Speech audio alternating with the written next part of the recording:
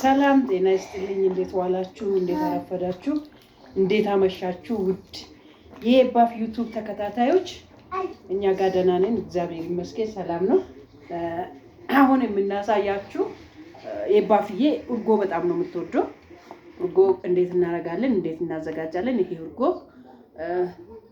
ቤት ውስጥ ከምራገራ ይልቅ ይሄንን ትወዳለች። ለምን እንደሆነ አላውቅም። የሚመረጠው ግን ከቀጥታ ከላምቷ ተገኝቶ ቢሆን አሪፍ ነው። ያው ንጹህ ወተትም ለማግኘት መከራ ነው። ግን ለዛ ይሄንን ቁርሷን ነው አሁን ዛሬ ቁርሷን ነው የምትበላው። በጣም ስለምትወደው ማለት ነው። እና ምን እናደርጋለን፣ እንዴት አድርጋ ነው የምትበላ ካላችሁ ዳቦ እቃ እናዘጋጃለን። እንዲሁም ማጉረስም ይቻላል። ግን በዚህ እቃ አዘጋጅተን ከዛ ምን እናደርጋለን በእንትን እንፈተፍቱላታለን ማለት ነው። እንቆራርጡላታለን በትንሹ ዳቦችን ያው እናንተ 10 ብር ዳቦ ነው ይሄ ነገር። 10 ብር በለው ቤኮ እንካ ወላለ እዛን እሱን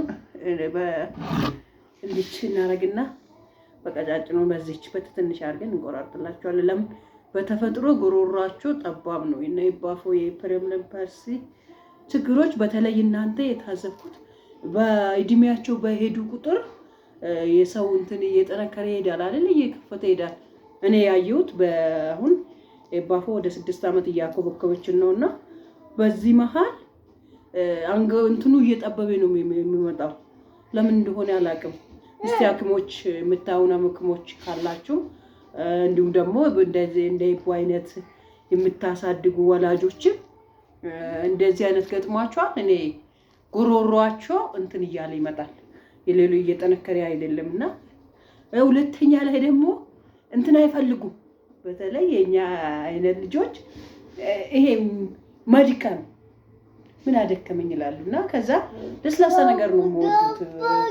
አሁን ለምሳሌ የኛ ቆሎ ማኘክ ሁሉ ነገር ማድረግ እንትን አለ ካላ ለመመዳችሁት በስተቀር እንትን አይሉም። እነሱ የሚያደሉት የባፍዬ ጡት ያቆመችበት ምክንያት ጡቶ ቶሎ ይወርድላታል። ጡት ደግሞ ቀስ ብሎ እንትን ይላል።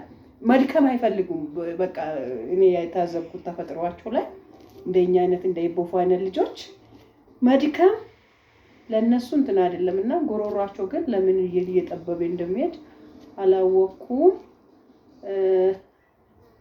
እንትን እንልና ከዛ በኋላ እርጎውን ከመጣን በኋላ እርጎ ግስ እስቲ ለምንድን ነው ልጆች እርጎ እንደሚወዱ አላውቅም። እሷ በጣም ነው እርጎ የምትወደው። ከሌሎቹ ይልቅ ዳቦ በእርጎ በጣም ነው የምትወደው። ከሻይም ከምንም በላይ እንደዚህ ማንቀላያቱና ከዛ ለምንድን ነው እንደሆነ አላወኩም። እስቲ እንደዚህ አይነት ልጆቻችሁ እንዲህ አይነት የገጠማችሁ ካላችሁ ከስር ጻፉልኝ።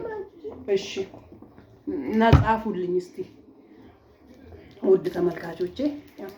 ተሞክሮ ከአንዱ ወደ አንዱ ነው አይደለ እንትን የምለውና ለዛ እስቲ ተሞክራችሁን አካፍሉን እንላችኋለን ውዶቻችን።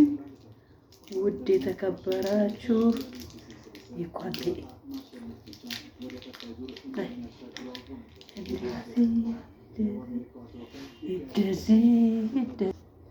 ያው እኔ ላም አድርጌላታለሁ እንትን ብዬ ማለት ነው። እና እስቲ በጣም ላም ማለት አለበት ማለት ነው። ይሄው መጥቼ እየመታውላት ነው እኔ እንትን ብዬ ዳቦም ማለት ነው።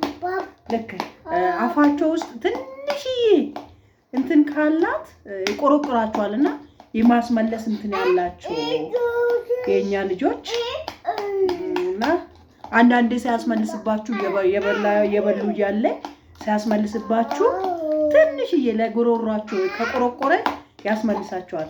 ላም ከደረገላቸው ግን ምንም እንትን አይልም። ይበልጥ እኔ በእንትን እንጀራ ግን ሳልፈተፍት ነው ማበላት። አሳያቸዋለሁ። እሷ የምትወደው እንጀራ አልጫ ነክ ነገር የተፈጨ ስጋና ሽሮ አትወድም። ለምን እንደሆነ አላውቅም። ሽሮ ስትበላ ያማታል። ሌሊቱ ሙሉ ስታለቅስ ነው የምታድረው። የሽሮ ፍቅር ያለበት ይሄኛው ነው። ይሄ ቤክሻ ስጋ ከምትሰጡት 10 እጅ ሽሮ ነው የምመርጠው። ኤቡዬ ደግሞ በተቃራኒ ሽሮ ስትበላ ያቃጥላት ይሁን ምን ይሁን ስታለቅስ ሙሉ ቀን ሌሊቱንም ቀኑንም ስታለቅስ ነው የምትውለው። በዚህ ነው መብላቱን ትበላለች፣ ግን ዞር በላ ዞር በላ እዚህ ጋር እስኪ። ከዛ እንደዛ ነው የምናደርገው። አሁን ላም አድርጌላታለሁ። ከዛ እንዳመጣትና እንዴት እንደማበላት ታሳያችኋለሁ። ከማንካ ይልቅ በእጅ መብላት ነው ደስ የሚላት በእጅ ብናጉርሳት። ስለዚህ እጃችሁን በደንብ በሳሙና ታጥባችሁ ያው ይሄ እንኳን አይመከርም አይደል? ማንካ ቢሆን ይመረጣል። እስቲ ማንካ ቢሆን ደስ ይላል።